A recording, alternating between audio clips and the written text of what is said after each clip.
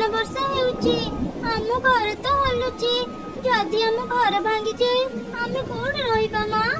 ଏମିତି କହନି, ଆମ ଘରର କିଛି ହେବନି। ମା ଚଢେଇର କଥା ସରିଛି କି ନାହିଁ ତାଙ୍କ ଘର ଭାଙ୍ଗିଗଲା। ମା, ମୁଁ କହୁଥିଲି ନା ଆମ ଘର ଭାଙ୍ଗିଯିବ। ମୋ କଥାକୁ ବିଶ୍ୱାସ କରୁନଥିଲ। ଏବେ ଆମେ କୋଉଠି ରହିବା? ଏଇ ଗଛ ତଳେ ହିଁ ଆଜି ଆମେ ରାତି ବିତେଇବା। ତୁମ ପାଖକୁ ଆ, ମୁଁ ତତେ ମୋ ପରରେ ଘୋଡେଇ ଦେବି। କୌଣସି ମତେ ମା ଛୁଆ ସେ ରାତି ବିତେଇଲେ। ସକାଳେ ବର୍ଷା ଛାଡିଗଲା। ସବୁ ଚଢେଇ ନିଜ ନିଜ ଘରୁ ବାହାରିଲେ। ଏଇ ଝଡ ବର୍ଷାରେ ଅନେକ ଚଢେଇଙ୍କ ଘର ଭାଙ୍ଗିନି। ସେମାନଙ୍କ ଘର ଅନେକ ମଜବୁତ ଅଛି। ଚାଲେ ମା, ତାଙ୍କୁ ଯାଇ ପଚାରିବା ସେମାନେ କୋଉ କାଠରେ ନିଜ ଘର ବନେଇଛନ୍ତି। ଆମେ ବି ମଜବୁତ କାଠରେ ଘର ବନେଇଲେ ଯେତେ ଝଡ ବର୍ଷା ହେଲେ ବି ଆମ ଘର ଭାଙ୍ଗିବନି। କାଉ ଭାଇ, କାଉ ଭଉଣୀ, ଗତ ରାତିର ଝଡ ବର୍ଷାରେ ମୋ ଘର ସହ ଅନେକ ଚଢେଇଙ୍କ ଘର ଭାଙ୍ଗି ଯାଇଛି। ହେଲେ ତୁମ ଘର ତ ପୁରାପୁରି ଠିକ ଅଛି।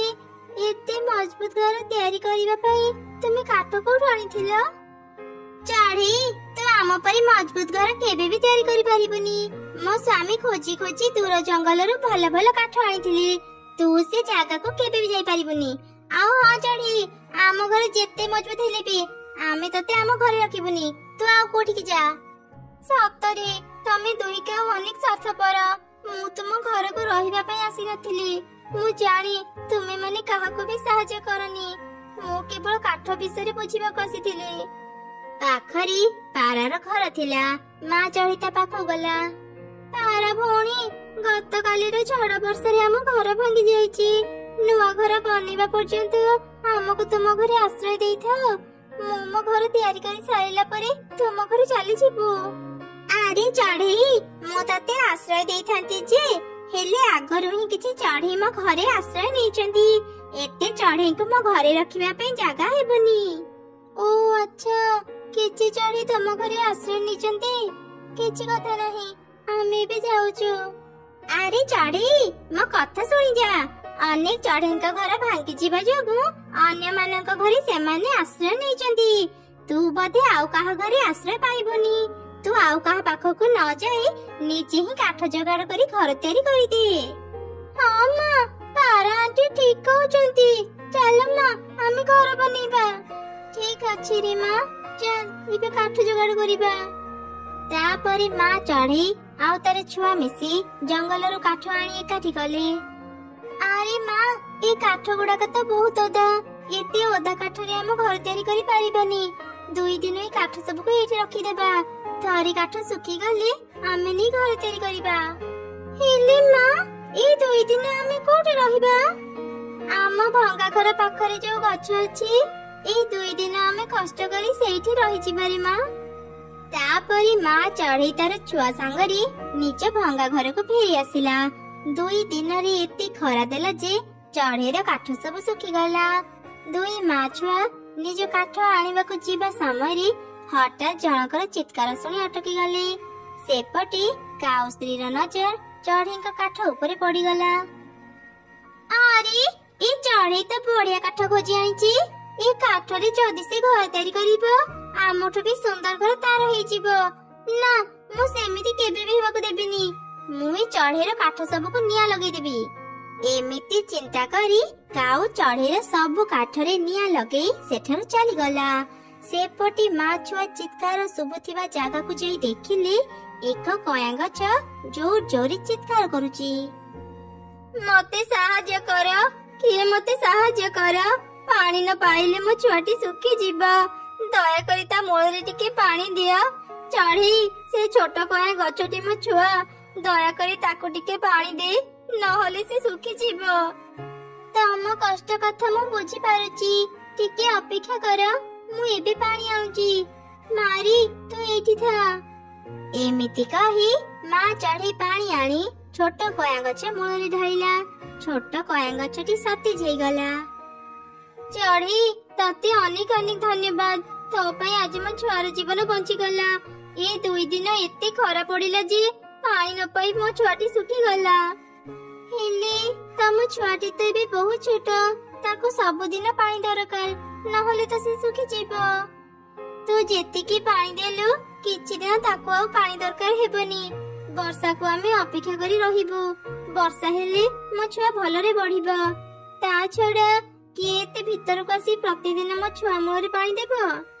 चिंता करनी कया गछ, मु प्रतिदिन एठा को आसी तुम छुआ मूଳରେ पानी ढाली देबी।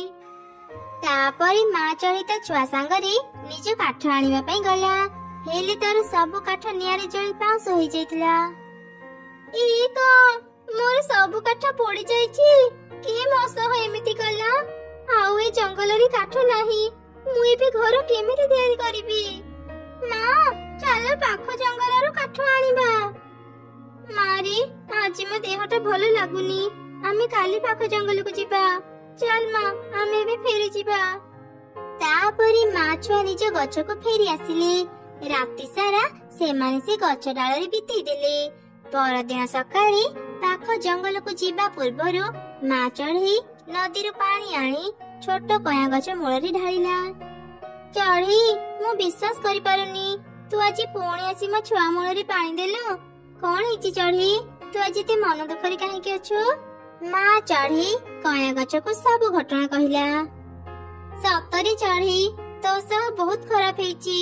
घर तैयारीबा पई तू अनेक परिश्रम करूचु। ए जाई भी करि चलेचु। तू सतरी एक सत परिश्रमी चढ़ी। तोरे भलो गुण पई आज मु तते सहाय्य करिबी। आजिठु ए माटी घर तोर चढ़ी। जेते झड़ वर्षा हेले भी ए घर भांगिबनी।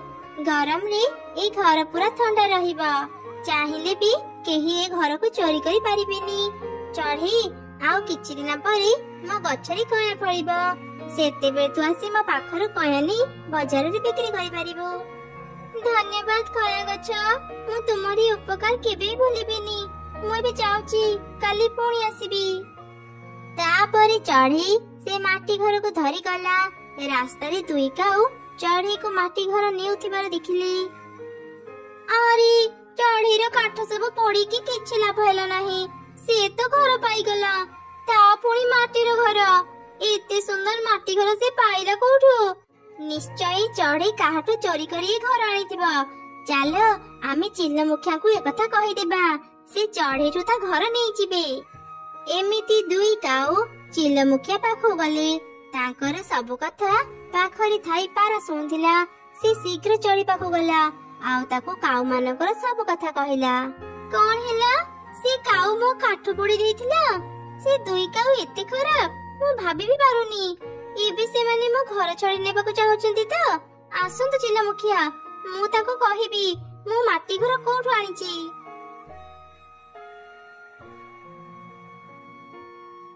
चढ़ी मु सुनिली तु ए माटी घर चोरी करी आनिचु। चोर मानकु मो जंगल रे रहिबाकु दिएनी। तू मते माटी घर दे। जहार भी ए माटी घर मु ताकु फेरै देबी। मुखिया आज्ञा, मु ए माटी घर चोरी करिनी। मु गोटे कया गछ को सहाय्य करिथिली। से खुशी हेई मते माटी घर देइची। विश्वास न हेली मो सांगरे से कया गछ पाख को चलंतु। आपण सब जानि परिबे। ये मिछ कहूची मुखिया आज्ञा। गछ कोन माटी घर देई परिबो? ता कथा को विश्वास करंतुनी। चढ़ी जदी कहूची प्रथम से कया गछ पाख को चल। जदी चढ़ी मिछ कहूथिबो मु ताको शास्ति देबी। कया गछ तो कोन सतरे चढ़ी को माटी घर देइचु? काऊ माने कहउचंती चढ़ी चोरी करी माटी घर आनिची।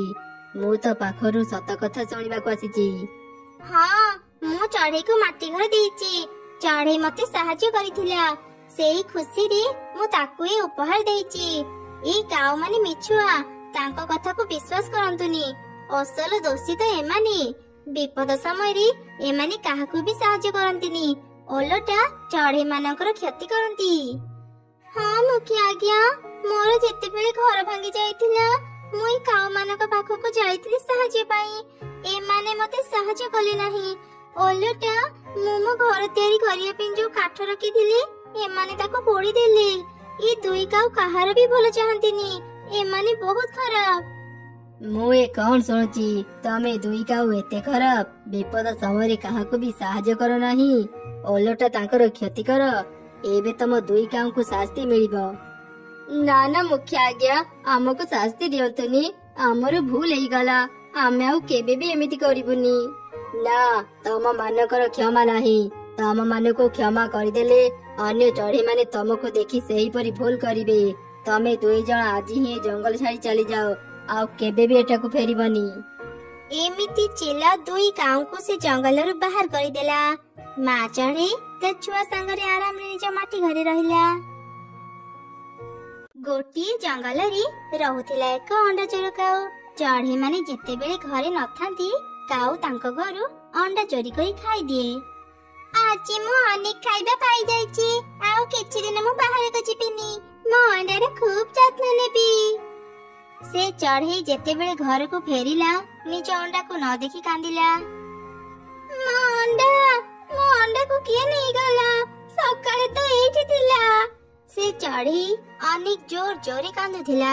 ତା କାନ୍ଦ ଶୁଣି ଅନ୍ୟ ଚଢେଇ ମାନେ ବି ସେଠାକୁ ଚାଲି ଆସିଲେ। କଣ ହେଲା ଭଉଣୀ, ଏମିତି କାନ୍ଦୁଛୁ କଣ ପାଇଁ? ମୋ ଅଣ୍ଡା, ସକାଳେ ମୋ ଅଣ୍ଡା ଘରେ ଥିଲା। ଫେରିବା ପରେ ଦେଖୁଛି ମୋ ଅଣ୍ଡା ଘରେ ନାହିଁ। ନିଶ୍ଚୟ କିଏ ମୋ ଅଣ୍ଡାକୁ ଚୋରି କରି ନେଇଯାଇଛି। କିଛି ଦିନ ତଳେ ପାରାର ଅଣ୍ଡା ଏମିତି ଚୋରି ହେଇଥିଲା। ଜାଣି ହଉନି କୋଉ ଚୋର ଆମ ଚଢେଇଙ୍କ ଅଣ୍ଡା ଚୋରି କରୁଛି। ଆଜି ପରଠୁ ସମସ୍ତେ ସାବଧାନରେ ନିଜ ଅଣ୍ଡା ରଖ। ଆଜି ମୁଁ କାହା ଅଣ୍ଡା ଚୋରି କରିବି? ଆରେ ହଁ, ମୁଁ ଶୁଣିଛି ଏଇ 2 ଦିନ ତଳେ ମିଟୁ ଅଣ୍ଡା ଦେଇଛି। ଯାଏ, ଆଜି ତା ଘରୁ ଅଣ୍ଡା ଚୋରି କରି ଖାଏ। କଥା କଣ? କାଉ ଏମିତି ମିଟୁର ଘରକୁ କାହିଁକି ଅନେଇ ବସିଛି? ଆମ ଜଙ୍ଗଲରେ ଯିଏ ଚଢେଇ ଅଣ୍ଡା ଚୋରି କରୁଛି ସେ କାଉ ନୁହଁ ତ?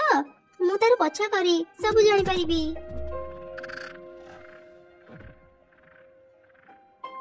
ଆରେ ବାଃ, ଏ ମିଟୁ ପୁରା 4ଟି ଅଣ୍ଡା ଦେଇଛି।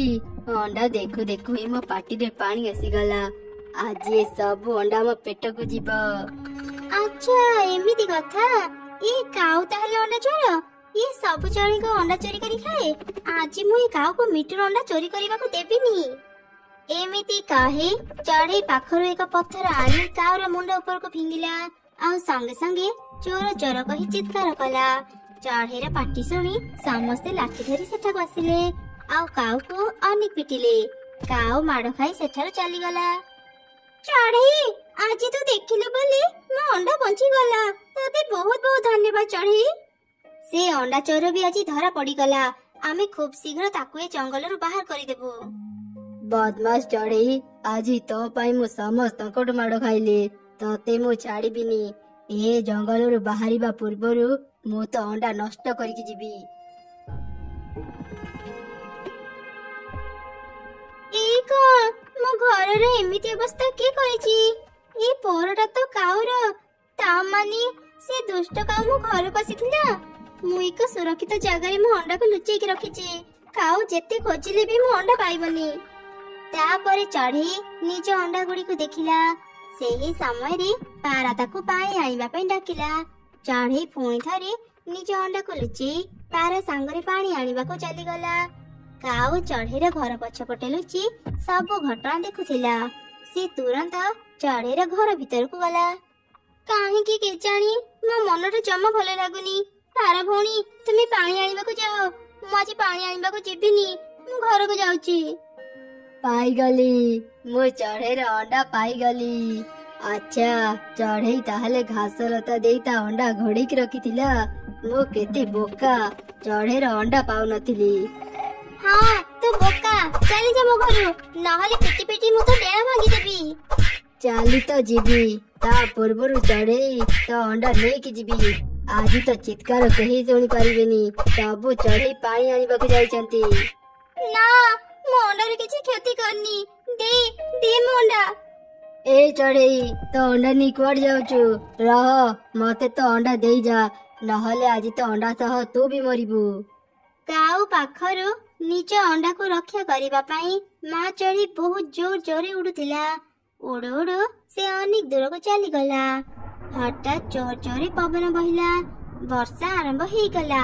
ମା ଚଢେଇଟି ନିଜ ଘରକୁ ଆଉ ଫେରି ପାରିଲାନି। ହଠାତ୍ ମା ଚଢେଇଟି ଏକ ଗଛ ସହ ଧକ୍କା ହେଇ ତଳେ ପଡିଗଲା। ମୋ ଅଣ୍ଡାକୁ କେହି ରକ୍ଷା କର, ମୋ ଅଣ୍ଡା। ଚଢେଇ ଯୋଉ ଗଛ ସହ ଧକ୍କା ହେଲା, ସେ ଗଛରେ ଏକ ପରୀ ରହୁଥିଲା। ମା ଚଢେଇର ଏ ଅବସ୍ଥା ଦେଖି ସେ ତାକୁ ସାହାଯ୍ୟ କଲା। ଆଉ ତାକୁ ଏକ ସୁରକ୍ଷିତ ଜାଗାକୁ ନେଇଗଲା।